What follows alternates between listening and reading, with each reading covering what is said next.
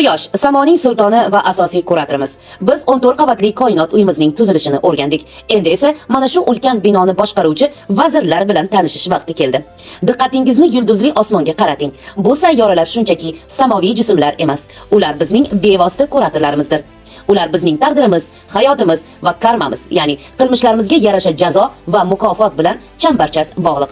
Va albatta biz birinchi bo'lib Quyoshdan boshlaymiz. Avval Quyosh tanasi haqida. Quyosh tizimning yuragi. Quyosh bizga eng yaqin bo'lgan yulduz, sariq pakana yulduz bo'lib, u yerdagi barcha hayot va energiyaning asosiy manbaidir. Diametri taxminan 1.392.700 kilometr. Tarkibi asosan vodorod, taxminan 73% va geliydan 25% iborat. Qolgan qismini kislorod, uglerod, temir va boshqa elementlar tashkil etadi. Nur tezligi. Quyosh nur yer yuzasiga o'rtacha 8 daqiqa 20 soniyada yetib keladi. Harorati yuza qismida taxminan 5500, markazida, yadrosida esa 15 million darajagacha yetadi. Quyosh nurlari bizga nima beradi? Quyosh nuri shunchaki issiqlik emas, balki eng muhim biologik omildir. Fotosintez. Nurlar o'simliklarda organik moddalar hosil bo'lish jarayonini boshlaydi. Bu bizga kislorod va ozuqa beradi. Vitamin D. Ultrabinafsha nurlari ta'sirida inson terisida suyaklar va immunitet uchun zarur bo'lgan vitamin D sintezlanadi. Bioritmlar. Quyosh nuri uyqu va uyg'oqlik davrlarini, shuningdek, serotonin, baxt gormoni ishlab chiqarilishini tartibga soladi. Energiya. Quyosh iqlimni, okean oqimlarini boshqaradi va tiklanuvchi energiyaning cheksiz manbai hisoblanadi. Demak, Quyosh samoning sultoni va asosiy kuratorlarimiz dedik. Quyoshni kim boshqaradi? Shuni bilish juda muhimki, har bir samoviy jismning o'z tirik boshqaruvchisi bor. Quyoshning o'z sultoni bor. U Allohning eng asosiy va eng yaqin yordamchilaridan biri bo'lgan Surya Devadir. Biz uni Sur yoki Deva deb ham ataymiz. Bu nur sochuvchi buyuk zot yaratuvchining irodasini bizning olamimizga yetkazib beruvchi asosiy kuchdir. Surya Deva intizom, mas'uliyat va poklikning timsolidir. Qur'ondagi Quyosh tartib va intizom belgisi. Alloh taolo Qur'oni Karimda Quyosh uning qat'iy qonuniga bo'ysunishini ta'kidlagan. Yosin surasining 38-oyatida shunday marhamat qilinadi. Quyosh o'z qarorgohi sari jadal yurar. Bu aziz va alim bo'lgan zotning o'lchovidir. Bu oyat tasdiqlaydiki, Quyosh o'z-o'zidan harakat qilmaydi. U Alloh tomonidan tayinlangan yordamchilar orqali belgilangan aniq yo'ldan yuradi. Bu har bir soniyasi hisoblab chiqilgan ulkan ilohiy mexanizmdir. Surya Deva nimani yaxshi ko'radi va nimani yomon ko'radi? Surya Deva bu kosmik uyg'otgichidir.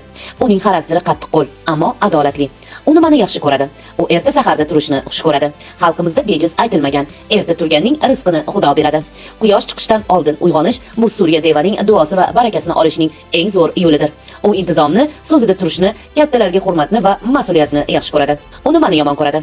U dangasalikni, xudbinlikni, kibrni va quyosh chiqishini uxlab o'tkazib yuboradiganlarni hech ham xushlamaydi. Agar inson Quyosh chiqishi paytida uxlab yotgan bo'lsa, u Surya Deva saharda tarqatadigan omad va hayotiy energiyani, ya'ni rizqini uxlab o'tkazib yuborgan bo'ladi.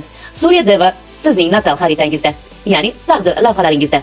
Astrologiyada Quyosh sizning jamiyatdagi mavqeingiz va sog'lig'ingizni ko'zgusidir. Agar Surya Deva kuchli bo'lsa, u insonga podshohona viqor, mustahkam sog'liq va biznesda katta muvaffaqiyatni beradi. Bunda insonga hamma ishonadi va ortidan ergashadi. Agar u zaif yoki shikastlangan bo'lsa, Surya Deva o'ziga bo'lgan ishonchni olib qo'yadi. Inson boshqalarning fikriga qaram bo'lib qoladi. Yurak, ko'z xastaliklari yoki otasi bilan munosabatlarda muammolar boshlanadi. Qancha uxlamasin, o'zini doim holsiz sezadi. Bu kurator bilan do'stlik nima beradi? Qachonki siz Surya Deva bilan bir maromda yashasangiz, ya'ni kun tartibiga amal qilsangiz, u sizga nur hadya qiladi. Bu odamlar sizni sezishini, g'oyalaringiz qo'llab-quvvatlanishini va ijod qilish uchun cheksiz quvvatni anglatadi. Bu bevosita ilohiy qo'llovga ega bo'lish demakdir. Aytgancha, sizning natal xaritangizda sizning quyoshingiz qanday holatda turganini aniq bilishni istasangiz, men sizni o'zimning dunyo bo'ylab yagona bo'lgan, ya'ni astrologiya bo'yicha qog'ozlarga emas, tirik osmonga qarab darajalarini belgilovchi yagona sayt bo'lgan o'zimning astroplatforma.com saytiga taklif qilaman. U yerga kirib, siz o'z quyoshingizni qayerda turganini va qanday holatda turganini aniqlab olishingiz mumkin va ushbu aniqlovdan keyin Quyosh sizga do'stona munosabatdami yoki u bilan do'stlashishingiz kerak bo'lgan holatdamisiz aniq bilib olishingiz mumkin. Ushbu saytimga obuna bo'lishni istaganlar menga aloqaga chiqishingiz mumkindir. Shunday qilib, Quyosh bizga eslatadi.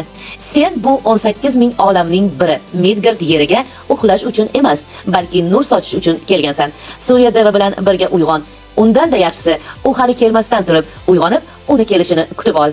Shunda hayoting qanday qilib sening irodangga bo'ysunishini boshlashini ko'rasan. Keyingi rolikda biz ruhiyatimiz va hissiyotlarimizni boshqaruvchi oy bilan tanishamiz. Davomi keyingi rolikda.